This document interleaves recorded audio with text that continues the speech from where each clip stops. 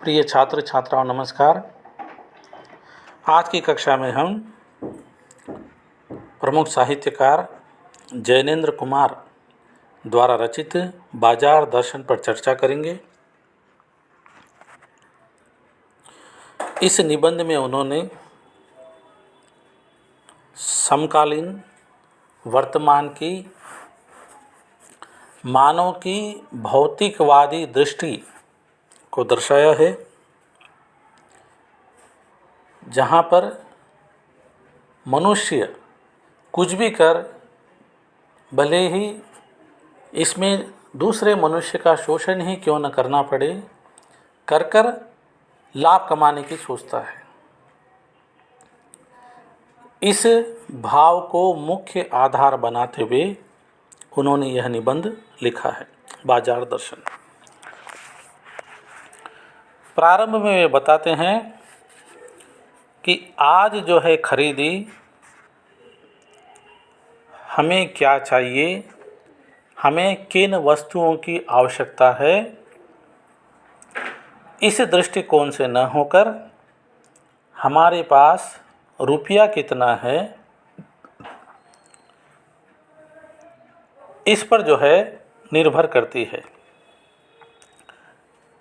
वे कहते हैं money bag अर्थात पैसे की गर्मी या एनर्जी, पैसा पावर है, पर उसके सबूत में आसपास माल टाल न जमा हो तो क्या वह खाक पावर है।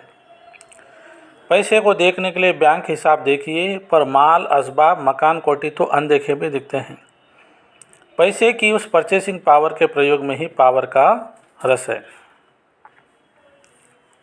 अर्थात सामान ज़रूरत की तरफ देखकर नहीं आया, अपनी परचेसिंग पावर के अनुपात में आया है। अर्थात मनुष्य के पास जितना पैसा है उतनी ज़्यादा वह खरीदी करता है, उतनी ज़्यादा वह परचेसिंग करता है। भले ही जिन वस्तुओं की वह परचेसिंग कर रहा है, जिन वस्तुओं को वह खरीद रहा है, वह उसके लिए उपयोगी हो या न हो, उसे आवश्यक हो या न हो, सिर्फ वह अपने पैसे की ताकत दिखाने के लिए, पैसे का पावर दिखाने के लिए जो है खरीदी कर रहा है। इसके साथ ही एक दूसरा तत्व जो है अपने इस निबंध में वे दर्शाते हैं, पैसे की पावर से भी ज़्यादा जो तत्व है वह है बाजार का प्रभाव, बाजार का आकर्षण। वे कहते हैं बाजार है कि शैतान का जाल है, ऐसा सजा सजा कर माल रखते हैं कि बेहया ही हो जो न फंसे। अर्थात किसी भी प्रोडक्ट को कंपनी या कि अपने किसी भी उत्पाद को कंपनी इस तरह से सजा कर प्रस्तुत करती है कि मनुष्य का मन डोल जाता है और बिना किसी कारण ही, बिना किसी आवश्यकता के ही वह उस वस्तु को खरीदना चाहता है, क्योंकि उस वस्तु का जो आकर्षण है। और आज हम देखते हैं विज्ञापनों के माध्यम से बड़ी बड़ी कंपनियां अपने उत्पादों अर्थात अपने प्रोडक्ट्स को खरीदने के लिए उपभोक्ता को, ग्राहकों को आकर्षित कर रही है।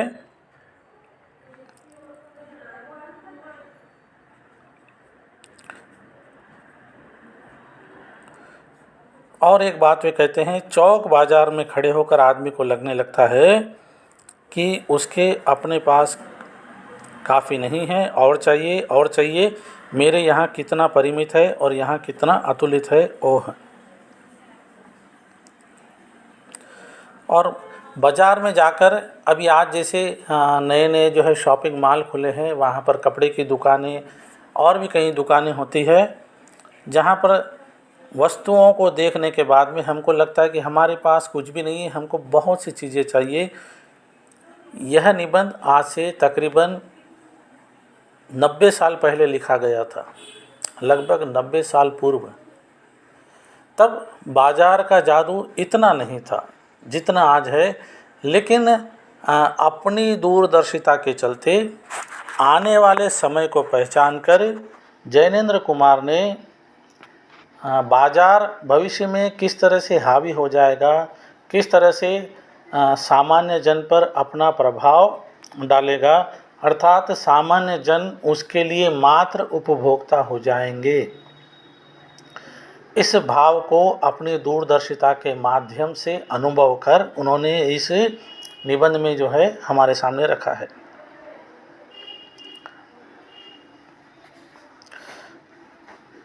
वे कहते हैं, ठीक पता नहीं कि क्या चाहते हो और सब और की चाह तुम्हें घेर लेंगी, तब परिणाम त्रास ही होगा, गति नहीं होगी न कर्म।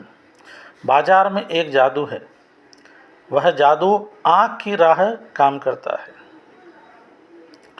जेब भरी हो और मन खाली हो, ऐसी हालत में जादू का असर खूब होता है।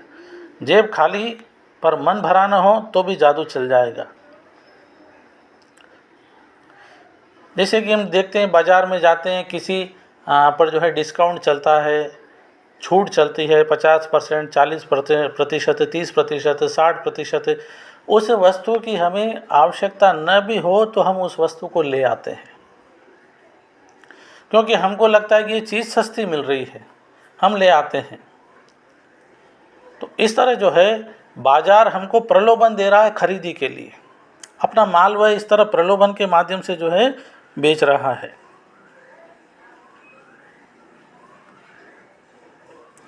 अर्थात एक शब्द में अगर वर्तमान बाजार की परिभाषा दी जाए एक वाक्य में, वास्तव में बाजार कैसे होना चाहिए, जो हमारी आवश्यकताओं की पूर्ति करे, वह बाजार है।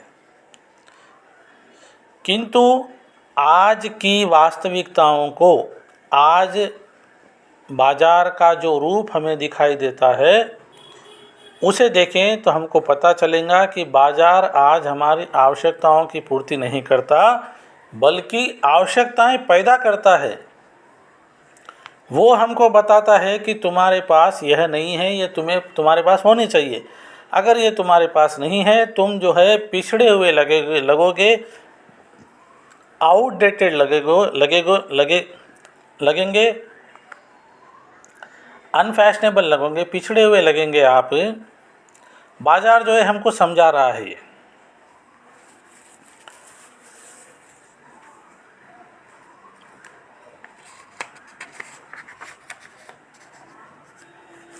तो इसके लिए क्या किया जाए, वे सुझाव भी देते हैं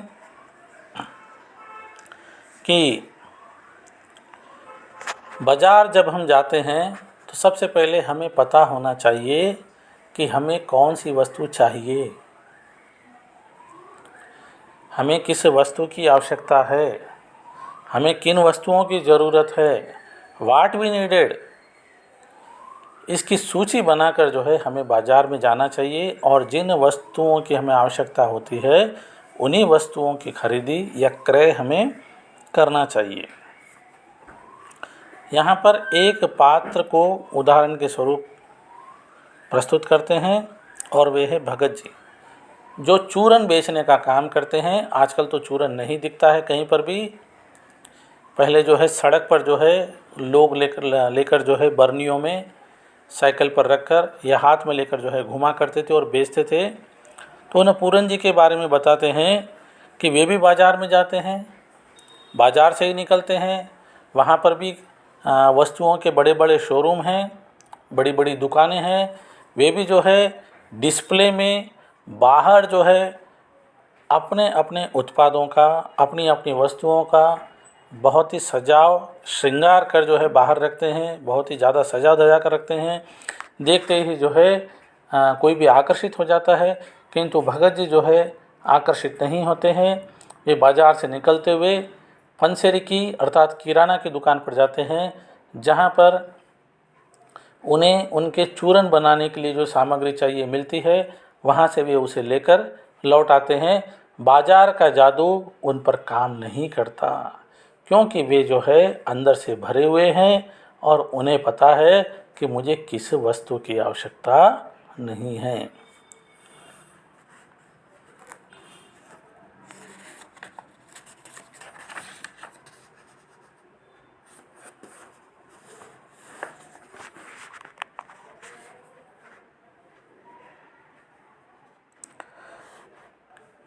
तो वे किसी भी प्रकार के प्रलोभन में नहीं फंसते। और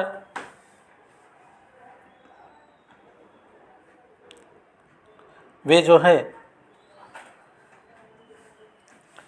व्यंग्य भाव के साथ कहते हैं, चौक की चांदनी दाएं बाएं भूखी की भूखी फैली रह जाती है, क्योंकि भगत जी को जीरा चाहिए, वह तो कोने वाली पंसारी की दुकान से मिल जाता है और वहाँ से सहज भाव में ले लिया गया है। इसके आगे आसपास अगर चांदनी बिछी रहती है तो बड़ी खुशी से बिछी रहे। भगत जी उस बेचारी का कल्याण ही चाहते हैं, अर्थात बाजार को लेकर कोई विरोधाभाव उनके हृदय में नहीं है। उन्हें बाजार में जो काम की वस्तु है वह लेकर निकल जाते हैं। और कंक्लूज़न के रूप में अंत में वे कहते हैं, बाजार को सार्थकता भी वही मनुष्य देता है जो जानता है कि वह क्या चाहता है, और जो नहीं जानते हैं वह क्या चाहते हैं, अपनी परचेसिंग पावर के गर्व में अपने पैसे से केवल एक विनाशक शक्ति ही, व्यंग्य की शक्ति ही बाजार को देते हैं। न तो बाजार से लाभ उठा सकते हैं, न उस बाजार को सच्चा लाभ दे सकते हैं। वे लोग बाजार का बाजारूपन बढ़ाते हैं, जिसका मतलब है कपट बढ़ाते हैं। कपट की बढ़ती का अर्थ परस्पर में सद्भाव की घटी। इस सद्भाव के ह्रास पर आदमी आपस में भाई भाई और सुहृद और पड़ोसी फिर रह नहीं जाते और आपस में कोरे ग्राहक और बेचक की तरह व्यवहार करते हैं, मानो दोनों एक दूसरे को ठगने की घात में हो। एक की हानि में दूसरे को अपना लाभ दिखता है और यह लाभ यह बाजार का बल्कि इतिहास का सत्य माना जाता है। ऐसे बाजार को बीच में लेकर लोगों में आवश्यकताओं का आदान प्रदान नहीं होता, बल्कि शोषण होने लगता है। तब कपट सफल होता है, निष्कपट शिकार होता है। ऐसे बाजार मानवता के लिए विडंबना है और ऐसे बाजार का पोषण करता है। जो उसका शास्त्र बना हुआ है वह अर्थशास्त्र सरासर औंधा है, अर्थात उल्टा है। वह मायावी कैपिटलिस्टिक शास्त्र है, वह अर्थशास्त्र नहीं अनीति शास्त्र है। तो यहाँ पर बिल्कुल सारांश में, सार में बिल्कुल स्पष्ट कर देते हैं कि जो बाजार सिर्फ जो है, हाँ वैसे बाजार बिना लाभ के नहीं चलता। लाभ जरूरी है, क्योंकि लाभ नहीं होगा तो कोई कार्य क्यों करेगा। लेकिन लाभ प्राप्त करने की, कमाने की भी एक सीमा हो जाती है। जब सीमाओं को पार करता हुआ, सीमाओं का अतिरेक करता हुआ व्यापारी या बाजार लूटने या शोषण की प्रवृत्ति पर आ जाता है, तब वह बाजार जो है वह पद्धति बहुत ही घातक हो जाती है। वहाँ पर मनुष्य जो है सिर्फ उपभोक्ता में बदल जाता है। इन्हीं विडंबना को दर्शाते हुए जैनेंद्र कुमार ने बाजार दर्शन उपन्यास निबंध लिखा, जो वर्तमान समय में आज की परिस्थिति में, आज जो बाजार हम देखते हैं, बड़ी बड़ी कंपनियों के जो है मॉल हर मध्यम दर्जे के शहर में भी लग चुके हैं। बड़े शहरों में तो पहले से ही थे, 3-4 दशकों से। अब छोटे छोटे दशकों में भी मल्टीनेशनल कंपनियों ने अपने पैर पसार लिए हैं और उनकी दृष्टि में जो है किसी तरह से जो है बाजार पर पूरी तरह से नियंत्रण कर लेना। तो बहुत ही सार्थक निबंध आज से लगभग 90 वर्ष पूर्व जैनेंद्र कुमार द्वारा लिखा गया, जो आज भी पूरी तरह से प्रासंगिक है। यहाँ पर हम इस कक्षा को रोकते हैं। धन्यवाद।